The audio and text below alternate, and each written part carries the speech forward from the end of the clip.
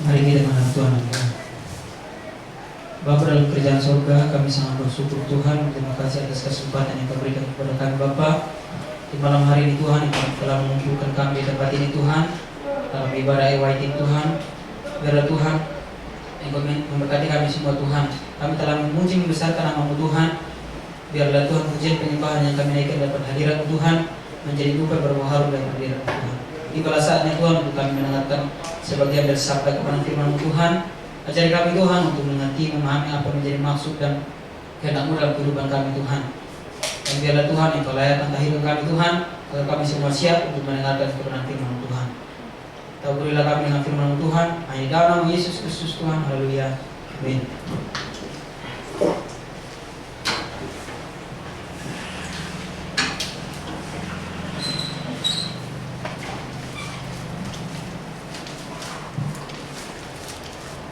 Shalom, selamat malam EYT. Shalom. Sekali lagi shalom. Shalom. Terima kasih buat kesempatan yang diberikan kepada saya untuk menyampaikan firman Tuhan, walaupun menggantikan orang. Saya sangat bersyukur dan terima kasih atas kesempatan yang diberikan kepada saya. Teman-teman, di malam hari ini kita akan sama-sama belajar tentang remaja yang berintegritas. Jadi kalau kita berbicara tentang kumpulan kita secara Kristen, berarti remaja Kristen yang berintegritas. Jadi mari kita sama-sama membuka Alkitab kita di dalam Kejadian pasal yang ke-39 ayat yang ke-6b hingga ayat yang ke-10. Sekali lagi, Kejadian pasal 39 ayat yang ke-6b hingga ayat yang ke-10. Saya mati ini bentar ya, kedinginan soalnya. Depan kedingin kan? Saya kedinginan. Ya begitu aja. Sudah menemukannya teman-teman? Amin. Kita akan baca secara bergantian. Saya ayat yang genap, yaitu 6 bagian B, dan teman-teman ayat yang ganjil. Di ayat yang ke-10 kita baca secara bersama-sama dengan perikop Yusuf di rumah Potifar. Ayat yang ke-6b, adapun Yusuf itu manis sikapnya dan elok parasnya. Setelah beberapa waktu istri tuannya memandang Yusuf dan berakhir, lalu katanya, marilah tidur dengan aku. Ayat yang ke-8, tetapi Yusuf menolak dan berkata kepada istri tuannya itu, dengan bantuanku, tuanku itu tidak lagi mengatur apa yang ada dalam rumah ini, dan ia telah menyerahkan segala miliknya pada kekuasaanku. Bahkan di rumah ini ia tidak begitu besar apa saja kepadaku, dan tiada yang tidak diserahkan kepadaku selain daripada engkau, sebab engkau istrinya. Bagaimanakah mungkin aku melakukan kejahatan yang besar ini dan berbuat dosa terhadap Allah? Ayat yang ke-10, 1, 2, 3. Walaupun dari hari ke hari perempuan itu membujuk Yusuf tidak mendengarkan bujukannya itu untuk tidur di sisinya dan bersetubuh dengan dia. Terima kasih buat kerjasamanya. Jadi teman-teman, kalau kita berbicara tentang integritas, berarti kita berbicara tentang konsistensi dalam diri kita. Dalam KPK, menurut KPK, jadi KPK itu bukan hanya berbicara tentang yang berbicara dalam politik, ya KPK yang biasanya orang-orang yang tangkap korupsi, bukan itu. Tapi kamus kompetensi perilaku itu berbicara tentang berintegritas itu berbicara tentang bertindak secara konsisten antara apa yang dikatakan dengan tingkah lakunya. Jadi maksud KPK ini atau kamus kompetensi perilaku ini mengatakan bahwa apa yang engkau katakan itulah yang engkau lakukan. Maksud dari yang dijelaskan oleh kamus ini, dia menghendaki supaya seseorang itu konsisten dalam hidupnya.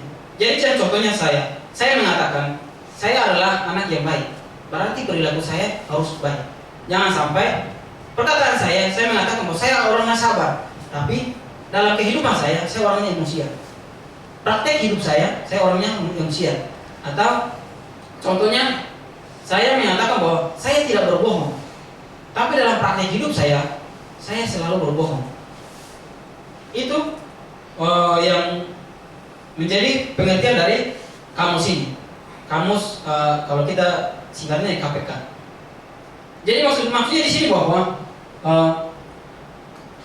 kita berintegritas, konsisten dalam hidup kita. Ini yang dikehendaki dalam kehidupan para remaja. Jadi remaja Kristen pun harus melakukan demikian. Kalau kita baca cerita Yusuf, maka kita bisa lihat Yusuf itu dia masih berumur 17 tahun. Kita bisa baca di Kejadian 37, bisa kita baca di situ. Dia masih berumur 17 tahun. Tapi dia sudah mampu berintegritas dengan Tuhan.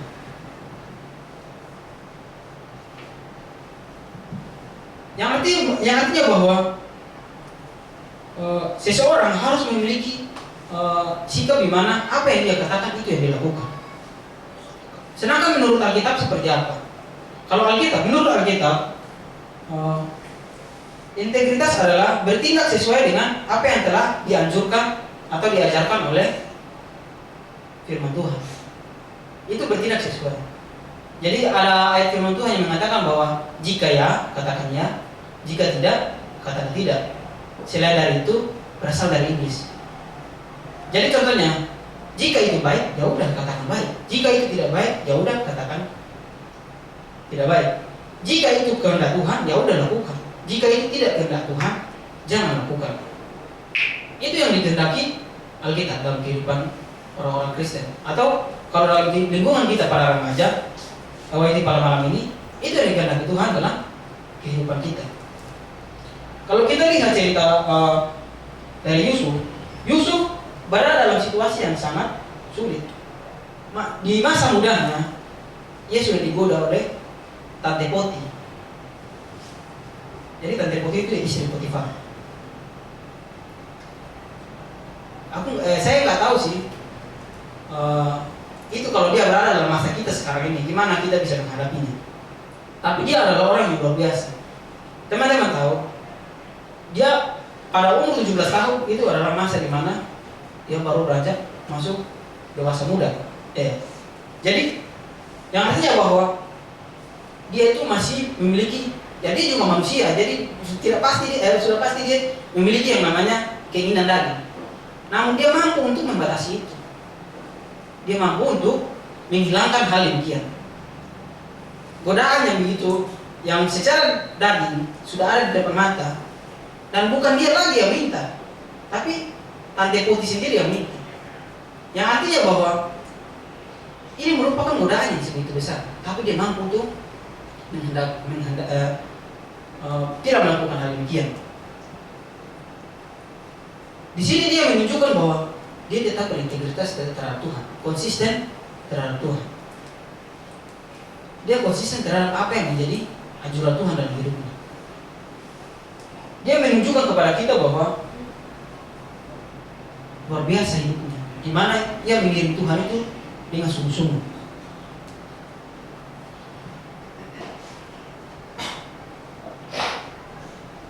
Jadi teman-teman, jika kita gabungkan pemahaman yang tadi dari KPK itu dengan pemahaman yang kita baca ini, dari ayat yang kita baca ini, maka kita bisa menyatakan bahwa Yusuf itu adalah orang yang berintegritas. Kenapa? Karena dia konsisten. Lalu pertanyaannya, konsisten seperti apa yang Yusuf lakukan? Seperti apa yang Yusuf lakukan sehingga dia bisa dinyatakan sebagai orang yang berintegritas? Kalau kita sudah mengerti dari awal bahwa Yusuf itu konsisten. Berarti konsisten seperti apa yang dia lakukan sehingga dia bisa disebut sebagai orang yang berintegritas. Kita bisa pelajari dari apa sih ciri-ciri dari integritas dari Yusuf yang Yusuf pelajari kepada kita. Poin pertama yang kita pelajari pada malam hari ini adalah dia taat kepada firman Tuhan walaupun harus bayar harga. Dia taat kepada firman Tuhan walaupun harus bayar harga. Taat berarti berbicara tentang bertindak. dia melakukan, dia bergerak. Kita sekarang dituntut untuk taat kepada firman Tuhan. Mau percaya atau tidak percaya, kita anak-anak remaja saat ini dituntut untuk mengerti firman Tuhan dan menaatinya. Jika kita tidak mengerti dan memahami firman Tuhan, dan kita tidak menaati firman Tuhan, maka kehidupan kita melenceng. Kehidupan kita jauh dari apa yang dikehendaki Tuhan. Yusuf, dia menunjukkan bahwa dia taat kepada firman Tuhan. Bukan hanya cerita tentang bagaimana ia digoda. Waktu cerita dari awal dia dengan saudara-saudaranya, pada saat dia dengan saudara-saudaranya menangkap dia, lalu membuangnya ke dalam sumur. Membuang dia ke dalam sumur. Nah, dia tidak mati. Sudah dibuang dalam sumur, nggak mati, dikeluarin, lalu dijual.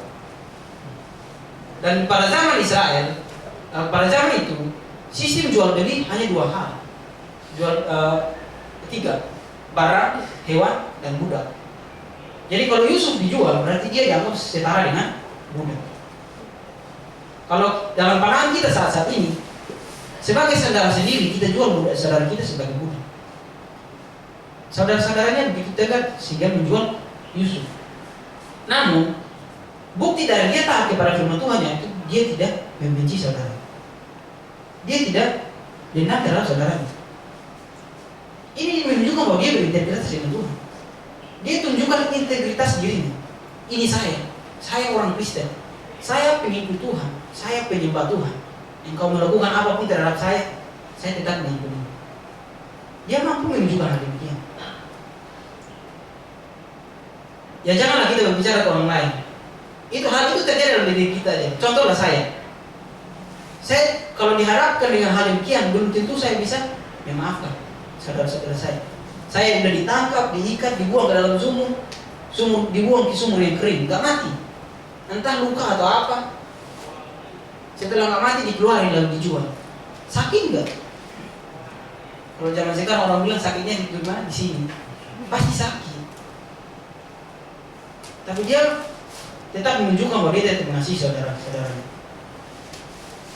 Bukti dia mengasihi saudara-saudaranya, kita baca di Kejadian 50 ayat. Ya, kita buka Kejadian 50. Kejadian 50 ayat 19 sampai 20. Di situ dia menunjukkan bahwa dia mengajarkan bahwa dia tetap mengampuni, mengasihi saudara-saudara. Pada waktu ayahnya meninggal, mereka sudah pergi ke Mesir, lalu ayahnya meninggal. Saudara-saudaranya menulis surat kepada dia memohon ampun kepada Yusuf karena perbuatan mereka menjual Yusuf. Namun apa yang dikatakan Yusuf kepada saudara-saudaranya? Engkau merencanakan yang jahat terhadap aku, namun Tuhan merencanakan yang baik terhadap aku. Bukankah ini perkataan yang luar biasa? Dia tidak pernah menyalahkan saudara-saudaranya, tapi dia tetap pandang kepada Tuhan. Dia tetap melihat rencana Tuhan. Jadi dia tidak melihat bahwa apa yang diperbuat saudara-saudaranya itu adalah kejam bagi dirinya. Tapi dia lihat bahwa apa yang dilakukan saudara-saudaranya terhadap dia itu merupakan sebuah rencana. Maksudnya itu merupakan alur cerita di mana Tuhan membentuk dia. Kalau saudara-saudaranya tidak membuang dia ke dalam sumur dan tidak menjual dia, belum tentu dia bisa pergi ke Mesir. Karena dia ada dalam lingkungan orang tuanya dan dia adalah anak paling disayangi oleh Yakub pada saat itu. Jadi kalau dia nggak keluar atau tidak dijual oleh saudara-saudaranya, maka dia belum tentu bisa keluar. Jadi Tuhan menghendaki supaya dia mengerti apa yang menjadi maksud Tuhan. Dan Yusuf menunjukkan hal ini, dia taat kepada firman Tuhan. Apakah kita juga mampu melakukan hal ini? Pada saat kita disakiti oleh teman-teman kita mampu mengampuni saudara-saudara kita atau teman-teman kita yang ada di sekitar kita. Atau kita di sekolah, kita dijahili, kita dibully, kita diejek, kamu jelek, kamu gini, kamu gitu. Apakah kita mampu mengampuni orang yang menghina kita? Jangan sampai kita berbalik arah. biasanya anak-anak remaja, karena anak-anak dari masih dalam masa-masa kita, ingin tahunya lebih sangat luar biasa. Jadi kalau dia menghadapi situasi kayak gitu, dia masih gegabah dalam mengambil keputusan, dan bahkan dia masih membawa dirinya dalam hal-hal yang tidak dikehendaki Tuhan. Namun Yesus memberikan contoh yang baik bagi kita. Dia masih umur 17 tahun, tapi dia sudah mampu mengampuni saudara-saudaranya. Dia tidak membenci. Kalau dia benci terhadap saudara-saudaranya, Tuhan belum tentu bawa dia. Tuhan belum tentu berkati dia. Karena dalam kehidupan, dia dibawa ke Potifar, di situ dikatakan bahwa Tuhan selalu menyertai dia. Berarti jangan artinya bahwa Tuhan ada dalam kehidupannya. Yang pasti bahwa dia tidak menyimpan dendam.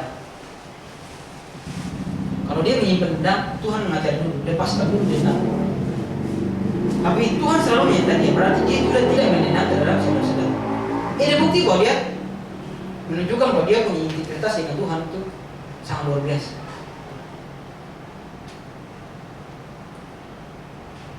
Saya memiliki cerita yang sama seperti Yusuf, tapi saya kebalikan. Dia orang yang mengampuni, saya orang yang membenci. Pada waktu saya masih umur, masih ada di lingkungan keluarga saya sangat benci terhadap ayah tiri saya.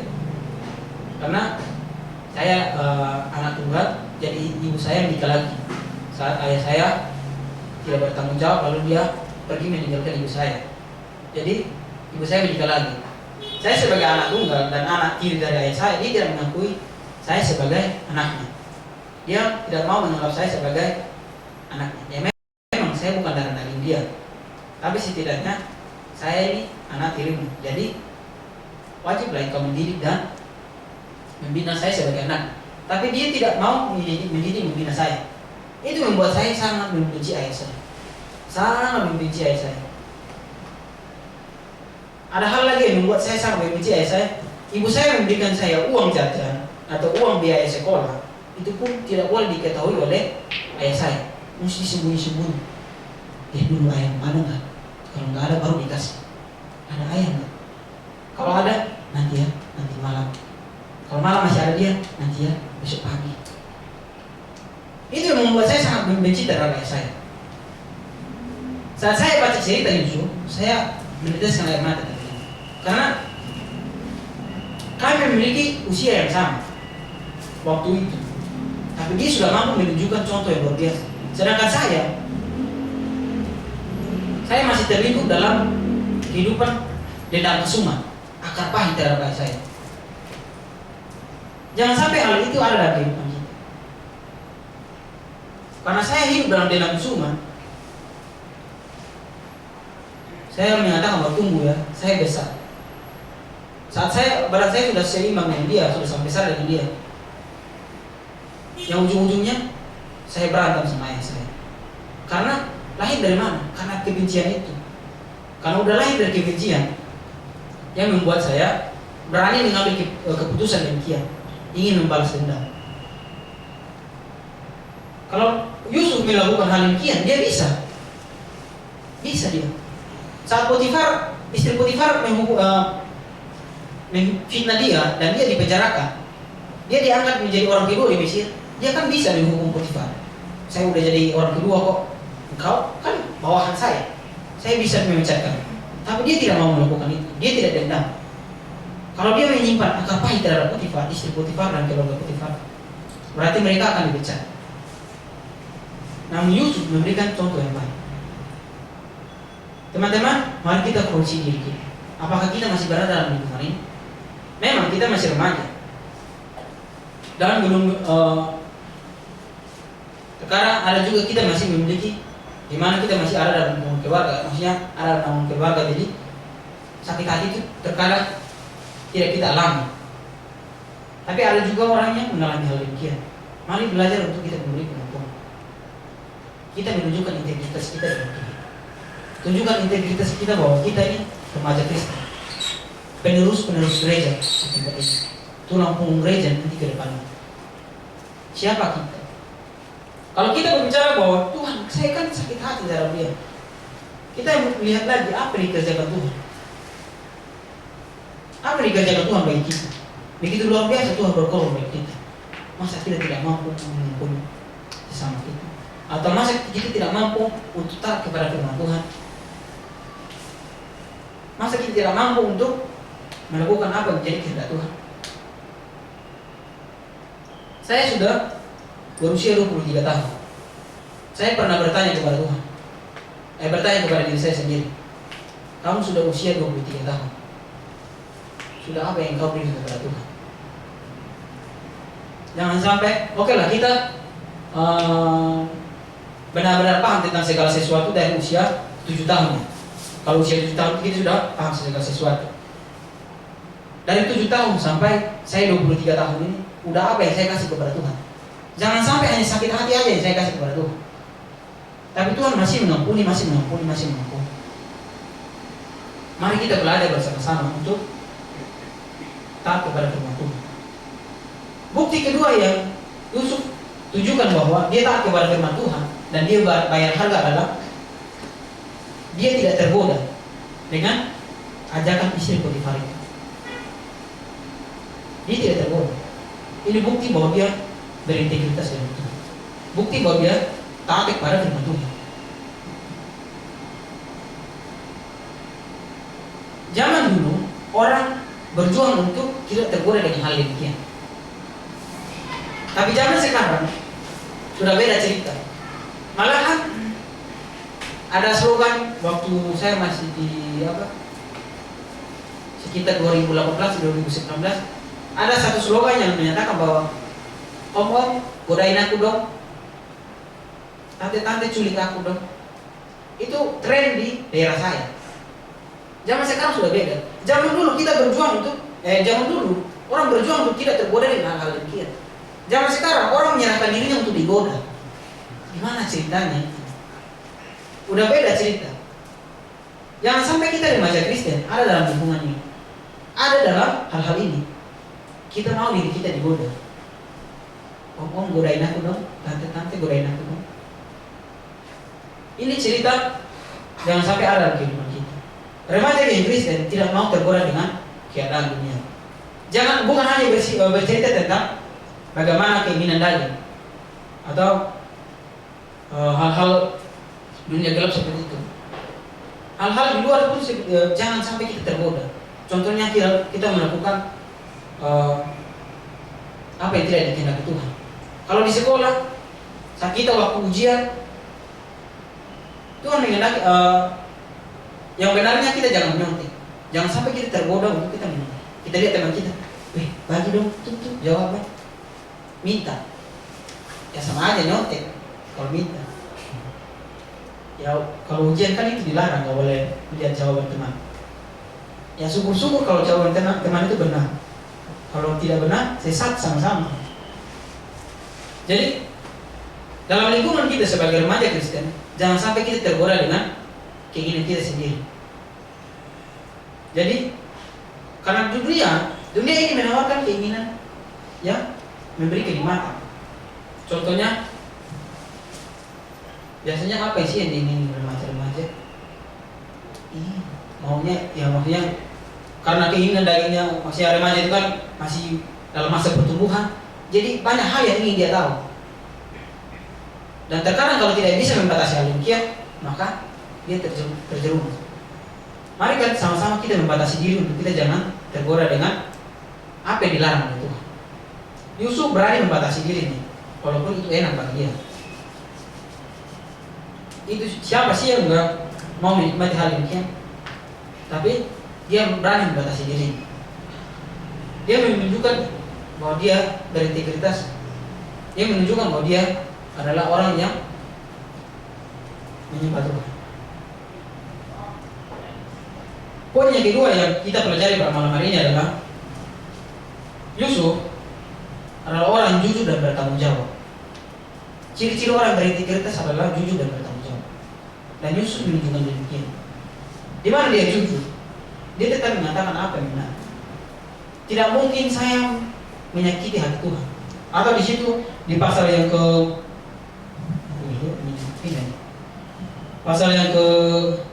9 ayat yang ke ayat 9b, bagaimanakah mungkin aku melakukan kejahatan yang besar ini dan berbuat dosa terhadap Allahku? Dia tetap menyatakan bahwa dia tetap menyembah Allahnya. Dia tetap menyatakan bahwa Allahnya yang lebih besar. Dia jujur terhadap orang yang ada di sekitarnya. Yusuf menunjukkan bahwa dia orang yang jujur. Dia tidak mau menyakiti hati Tuhan. Apapun itu, dia tidak mau mengecewakan Tuhan. Jangan sampai dalam kehidupan kita menjadi orang yang tidak jujur dalam kehidupan kita. Kalau di dalam sekolah minggu, pernah PP mengatakan bahwa ini kelompok orang pendusta, kelompok orang jujur. Jangan sampai kita ada dalam kelompok orang dusta. Pendusta itu kan orang yang berbohong. Kalau pendusta adalah orang yang berbohong, berarti bapak kita adalah iblis. Kita adalah anggota-anggotanya. Jangan sampai kita termasuk dalam anggota iblis. Marilah kita belajar untuk berintegritas dalam Tuhan dengan tetap mengutamakan kejujuran. Apapun itu.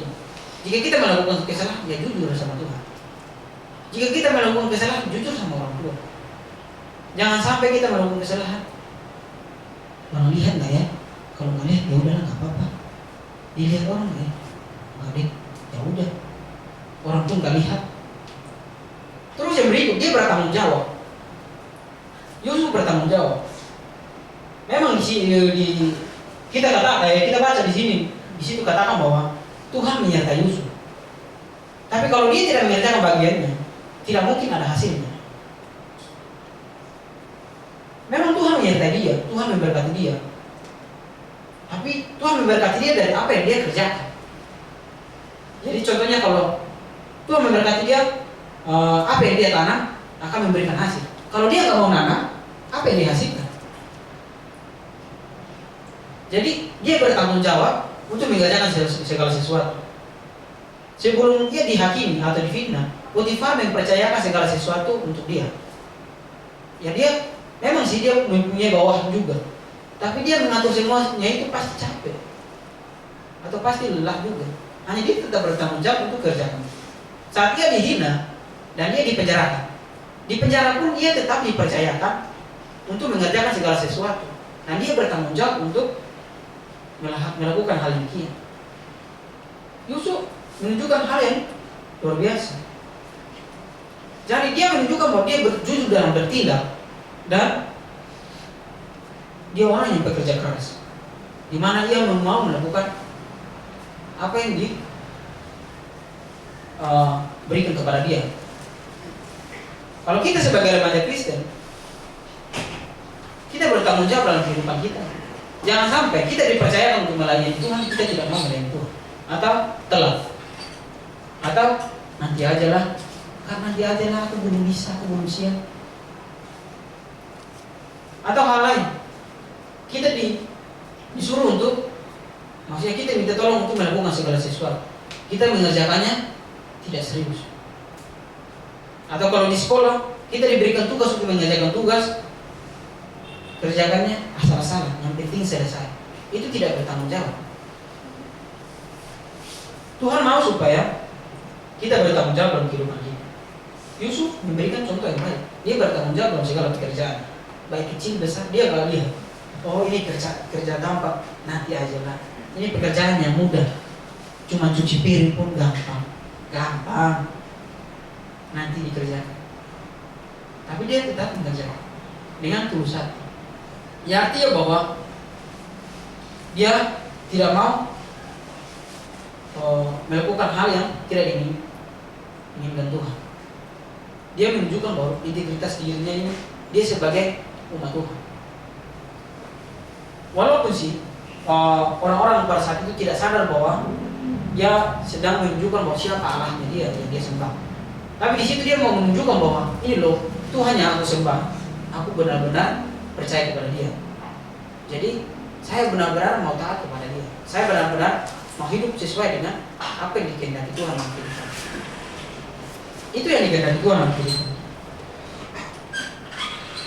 Jangan sampai kita dalam kehidupan kita para remaja, jangan sampai kita tidak melakukan hal demikian. Pertanyaan bagi kita bahwa sudah berapa besarkah kita hidup jujur dalam Tuhan?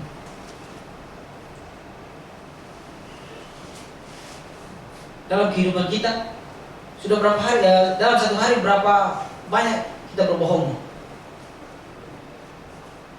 Saya mempunyai teman SMA, SMK lah, karena saya tamatan SMA. Jadi teman saya, dia dijuluki sebagai rajanya berbohong. Rajanya berbohong. Karena satu hari itu dia kalau nggak berbohong itu seperti memati rasanya gitu. Jadi dia itu, kami sebut dia sebagai rajanya berbohong. Jadi setiap pagi kalau dia datang, kami langsung nanya, sudah berapa korban yang kau dapat hari ini? Itu masih pagi-pagi, baru sekitar jam 6 lewat gitu. Kami langsung nanya, udah berapa korban yang kau dapat hari ini? Maksud kami bahwa udah berapa orang yang kau bohongi hari ini? Masih pagi, belum siangnya, belum sorenya, belum malamnya nanti.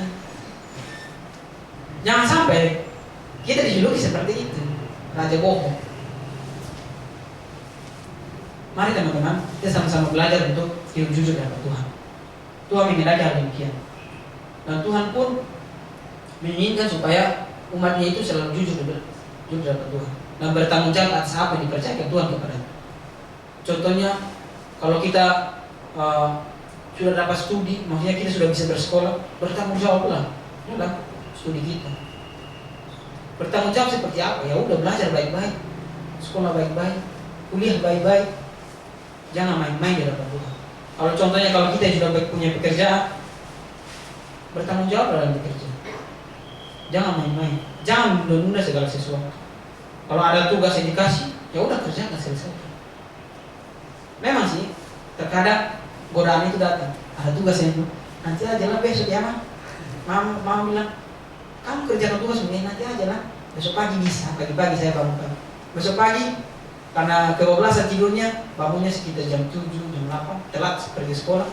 Ujung-ujungnya nggak kerjakan tugas.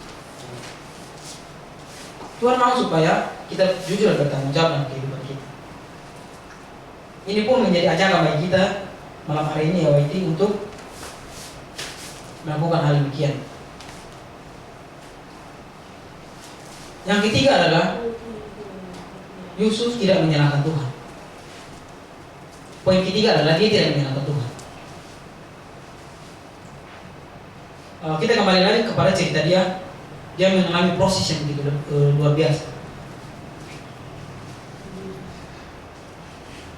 Dia mengalami tekanan hidup yang luar biasa, di mana ia dibuang, dijual, difitnah, pokoknya segala hal dialami, dituduh-tuduh, bahkan ini dibunuh, saudara sendiri lagi. Ya oke lah orang lain atau musuh bebuyutan atau seperti apa. Ini saudara kamu sendiri mau ingin bunuh dia. Gimana dong ceritanya? Tapi dia tidak menyalahkan Tuhan. Orang zaman sekarang alami apa sih? Terantuk kakinya, Tuhan. Kenapa sih kayak gini? Jalan terantuk, aduh Tuhan. Orang dia yang terantuk, kok Tuhan yang disalahin? Gimana sih? Jalan makanya pakai mata, jangan pakai kaki. Maksudnya bahwa jalan itu dia gitu. Gimana caranya kita keluar nanti tahu. Maksudnya bahwa Tuhan mengendaki supaya kalau apa yang kita alami, jangan pernah salahkan Tuhan. Karena itu merupakan proses bagi kita. Memang terkadang sakit. Ya siapa bilang nggak sakit kalau dalam proses Tuhan? Sakit. Walaupun bagi kita sakit banget, bagi Tuhan itu sudah terlalu sakit. Waktu saya mengamputasi tangan, suatu proses yang luar biasa bagi saya, di mana saya harus belajar untuk tidak minder. Harus belajar untuk tidak minder. Oke lah kalau orang lain normal. Bagi saya, bagaimana saya bisa menyesuaikan diri saya dengan orang-orang di sekitar? mau dibilang susah, sangat susah teman-teman. Secara pribadi saya nggak kuat. Siapa sih yang bisa jalani kehidupan? Saya dari umur 0 bulan sampai 17 tahun normal yang keadaan seperti teman-teman dengan kedua anak. Tapi waktu 17 tahun sudah mau 18 tahun alami kecelakaan lalu amputasi tangan. Dan di situ saya dituntut untuk hidup dengan kondisi seperti ini. Prosesnya itu sangat sulit. Memang itu Tuhan menegur saya untuk berubah. Tapi saat Tuhan mau saya berubah, itu sangat berat prosesnya. Sangat susah untuk jalan kehidupan. Tapi Tuhan mau supaya kita benar-benar mengerti apa yang menjadi kehendak Tuhan. Saya pernah menyalahkan Tuhan. Tuhan tidak baik. Saya pernah menyalahkan Tuhan. Tuhan tidak ada. Bahkan saya menyatakan bahwa Tuhan itu tidak ada dalam kehidupan kita. Saya pernah putus asa. Ya udahlah, saya bilang, kenapa Tuhan gak bunuh sekalian? Kenapa kasih kayak gini? Kenapa Tuhan gak kalau mau cabut nyawa saya, ya udah cabut aja. Jangan dikasih saya menderita gitu. Tapi Tuhan mau. Dalam satu sisi Tuhan bilang bahwa, nah, engkau semua saya pakai. Tuhan mau pakai saya, Tuhan mau pakai engkau. Saya mau pakai engkau untuk menjadi pelayan Tuhan. Dalam satu sisi, kita sebagai manusia tidak mau terima dengan keadaan kita. Tapi dalam sisi lain, Tuhan menunjukkan bahwa engkau itu berharga di mata Tuhan. Tuhan tidak pernah melihat keadaan kita, tapi Tuhan mau melihat bagaimana kita serius dengan Tuhan. Jangan sampai kita alami sesuatu, kita menyalahkan Tuhan. Di sekolah mungkin kita tidak mampu untuk bersaing dengan teman-teman, kita salahkan Tuhan. Kenapa engkau tidak memberikan saya kepintaran yang bagus Tuhan, sehingga saya kayak gini Tuhan. Jujur teman-teman, saya pada waktu masih di SMA, saya orang yang tidak mampu bersaing. Orang saya peringkat 1 dari belakang, peringkat 1 paling terakhir. Jadi kalau contohnya kami 31 orang, saya peringkat 31. Tapi saya mau berjuang. Tuhan mau supaya kita melakukan hal demikian. Yusuf berjuang dalam kehidupannya. Kalau dia mau menyalahkan Tuhan, bisa dia menyalahkan Tuhan. Orang Tuhan, waktu teman-temannya angkat dia, maksudnya saudara-saudaranya angkat dia lalu buang dia ke dalam sumur, di mana Tuhan? Kalau lihat secara mata jasmani. Tapi di Alkitab Tuhan menyatakan bahwa dia tetap menyertai Yusuf. Dan Yusuf yang mengamini itu, dia tetap percaya kepada rencana Tuhan. Mari teman-teman, di masa remaja kita, mari kita percaya kepada rencana Tuhan. Mari kita belajar untuk berintegritas dengan Tuhan. Apapun itu, baik godaan, baik sakit hati yang kita alami, atau segala persoalan yang kita alami, tetap kita berintegritas dengan Tuhan. Konsisten kita ke dalam Tuhan, tetap kita pertahankan. Dan saya sangat senang kalau teman-teman datang beribadah. Dan datang beribadah, datang itu sungguh-sungguh serius kepercayaan Tuhan. Itu merupakan suatu kebanggaan bagi orang-orang yang melihat. Jadi bukan hanya kebanggaan bagi pendeta, tapi orang-orang lain yang melihat merasa bersyukur. Oh, ada teman-teman saya juga yang sama-sama kita rindu akan Tuhan. Ada teman-teman saya juga yang pernah mau menyembah Tuhan. Ini yang dikehendaki Tuhan dalam kehidupan kita. Saya mengajak kita semua teman-teman untuk kita mau taat kepada firman Tuhan. Apapun situasinya, mari kita belajar untuk bayar harga. Belajar untuk bayar harga. Yang kedua, mari kita belajar untuk tanggung jawab dalam segala sesuatu yang Tuhan percayakan kepada kita. Jujur dalam segala sesuatu. Dan mari kita belajar untuk jangan pernah menyalahkan Tuhan. Karena integritas remaja Kristen adalah mengikuti kehendak Tuhan, bukan menyalahkan Tuhan. Integritas remaja Kristen adalah mau setia kepada Tuhan, bukan menuduh Tuhan. Tuhan kayak gini, Tuhan gimana sih? Tuhan mau supaya kita setia kepada Dia. Bagaimana kita bisa setia kepada Dia kalau kita terus menyalahkan Dia? Tuhan posisi kita sedikit, Tuhan yang salah. Mari teman-teman untuk kita mengerti kehendak Tuhan dalam kehidupan kita. Amin. Buat kebenaran firman Tuhan, biarlah kita sama-sama belajar untuk mengerti apa yang maksud dari kehendak Tuhan.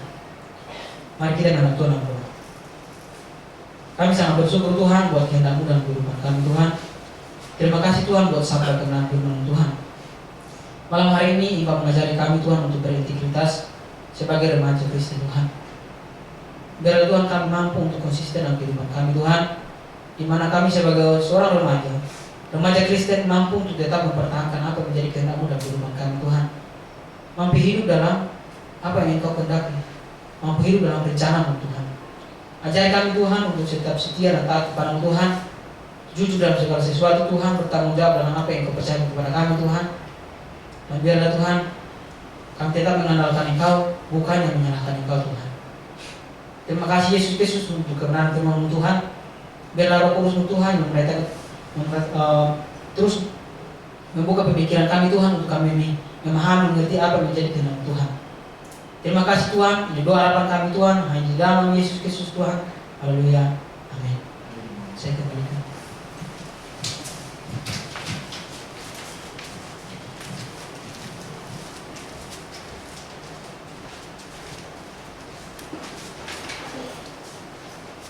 Kami atas nama staf dan seluruh jemaat TWT mengucapkan terima kasih buat pelayanan keahlian.